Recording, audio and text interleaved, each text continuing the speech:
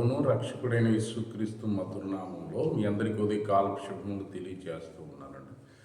ఈరోజు దేవుని వాగ్దానం యోహాను సువార్త 11 అధ్యాయం 40 వచ్చి నువ్వు నమ్మిన ఎడల దేవుని మహిమను చూతువు. పిల్లరా, ఆయన పట్ల నువ్వు విశ్వసించిన ఎడల, నువ్వు నమ్మిన ఎడల దేవుడు అద్భుతమైన ఆశ్చర్యమైన కార్యాలు జరిగించేవాడై ఉన్నాడు. అసాధారణమైన కార్యాలు దేవుడు సుసాధ్యించేవాడై ఉన్నాడు.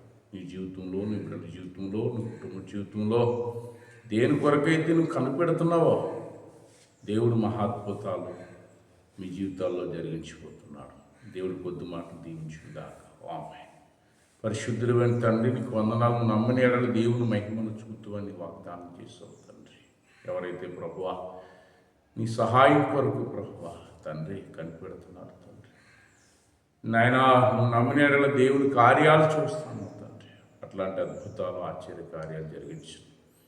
అనారోగ్య పరిస్థితి నుంచి విడిపించండి.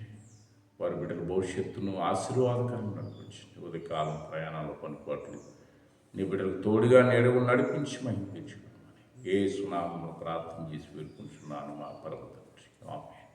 మే గాడ్ బ్లెస్ యు. దేవుడిని దీవించి ఆశీర్వదించును గాక. ఆమేన్.